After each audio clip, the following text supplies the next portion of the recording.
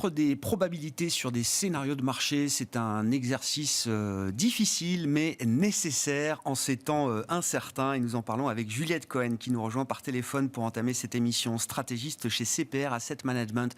Bonjour Juliette, bienvenue. Merci beaucoup d'être avec nous. C'est l'exercice que vous faites tous les mois chez CPR. Vous mettez à jour des scénarios tactiques qui ont des horizons de temps de 3 mois. La dernière mise à jour a eu lieu fin avril, récemment, Juliette, avec 3 scénarios comme souvent sur la table. Ce qui est déjà très frappant, c'est de voir que les probabilités que vous attribuez à ces 3 scénarios sont quasi équivalentes aujourd'hui, Juliette.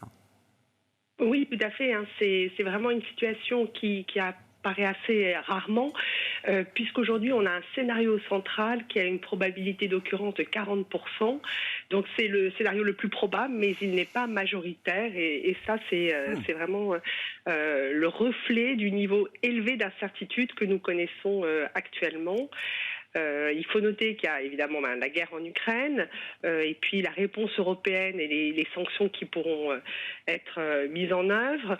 Évidemment le Covid et le ralentissement de l'activité en Chine. La difficulté aussi de faire des prévisions d'inflation dans ce contexte. Et puis la réponse que les banquiers centraux vont apporter. Donc tout ça, c'est beaucoup d'incertitudes à court terme. Donc un scénario central 40%, 2 scénarios alternatifs qui ont chacun une probabilité d'occurrence de 30%. On va les détailler. Le scénario central, quelle est la ligne directrice, l'idée directrice qu'il y a derrière ce scénario central et cette probabilité de 40%, Juliette ? Alors le scénario central, c'est le scénario un peu d'apaisement des tensions. C'est le scénario optimiste qui voit à la fois une baisse des tensions en Ukraine et un ralentissement en bon ordre de la croissance mondiale.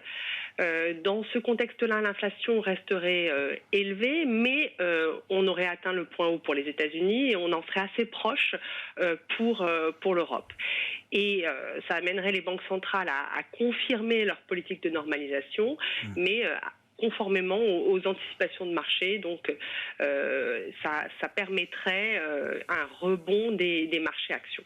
La fin des surprises au quiche, si je peux le dire ainsi, Juliette, c'est ça, Voilà, tout à fait. C'est la fin des surprises au quiche. Et là, on serait sur des niveaux de taux long qui seraient assez proches des niveaux qu'on a actuellement, puisqu'on a une cible dans ce scénario de taux long américain à 3%. Et puis, pour l'Europe, autour de 1% pour le Bund allemand. Et ça permettrait au marché action de rebondir et notamment au marché européen qui est le plus sensible évidemment aux tensions en Ukraine. On aurait également un rebond de l'euro dans ce scénario-là.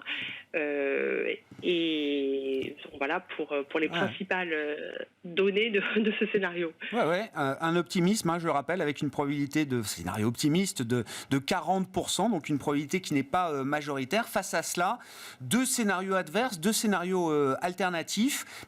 C'est intéressant parce que ce qui reflète vraiment les préoccupations du moment. On est inquiet de la normalisation des banques centrales face à l'inflation et dans le même temps, on commence déjà à s'inquiéter d'un ralentissement économique prononcé, pour ne pas dire une récession. Qu'est-ce qu'on peut dire de ces 2 histoires possibles devant nous, Juliette ? Alors dans notre scénario qu'on a qualifié de perte de contrôle sur l'inflation, on aurait une inflation qui continuerait à progresser assez fortement en Europe et puis aux États-Unis on n'aurait pas le ralentissement de l'inflation qu'on pouvait espérer. Donc tout ça évidemment serait lié au prix des matières premières et puis au goulet d'étranglement qui font que les prix des intrants augmentent très très fortement. Donc on aurait un discours beaucoup plus hawkish des banques centrales, une forte hausse des taux, notamment aux États-Unis sur la partie courte de la courbe, et on verrait un 10 ans américain autour de 3,5% dans ce scénario-là, et des marchés actions qui seraient en forte baisse, entre 7,5 et 12,5% selon les différentes zones géographiques. La zone euro serait la plus touchée et on aurait une nouvelle appréciation du dollar parce que ce sera un marché assez risk-off. Et puis le scénario un peu miroir d'une certaine manière, c'est l'idée que la décélération économique sera plus importante que prévu. Et là, le sujet n'est plus l'inflation, mais la question de la croissance ou de la récession, Juliette. Oui, alors nous, on voit dans un premier temps les craintes d'un ralentissement marqué, mais le marché anticipe toujours un peu plus, et donc ça serait la crainte d'une vraie récession. Là, ça serait tout serait aligné de façon négative, avec un conflit ukrainien qui perdure, une Chine qui ralentit et qui ne met pas en place des stimulus budgétaires à court terme, une demande privée aussi qui serait touchée par une inflation qui est élevée. Et dans ce cadre-là, les banques centrales seraient quand même obligées de normaliser de façon plus lente. Elles ne remettraient pas en cause le mouvement, mais elles agiraient avec un peu plus de prudence. Et on pourrait voir une baisse des taux longs par rapport au niveau actuel et une inversion de la courbe des taux. Par exemple, sur la courbe US, on aurait un 10 ans autour de 2,25 dans ce cadre-là, et un taux à 2 ans à 2,5%, donc assez proche des niveaux actuels.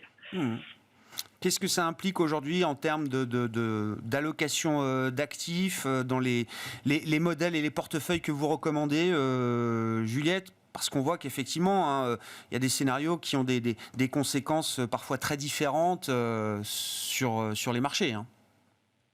Oui, tout à fait.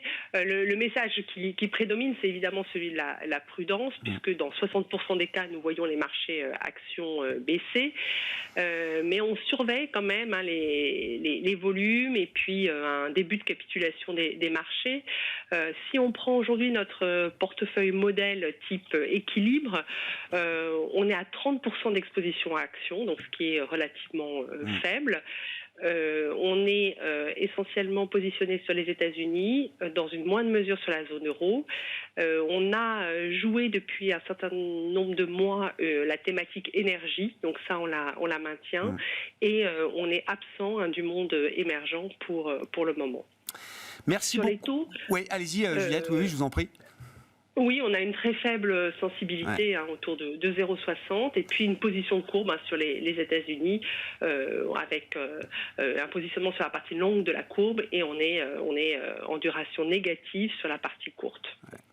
Merci beaucoup Juliette pour ces 3 scénarios, donc des horizons de temps tactiques de 3 mois, 3 scénarios qui montrent bien effectivement les incertitudes qui s'accumulent aujourd'hui pour les investisseurs. Juliette Cohen, stratégiste chez CPR Asset Management, qui était avec nous par téléphone dans cette demi-heure d'émission Smart Bourse à la mi-journée.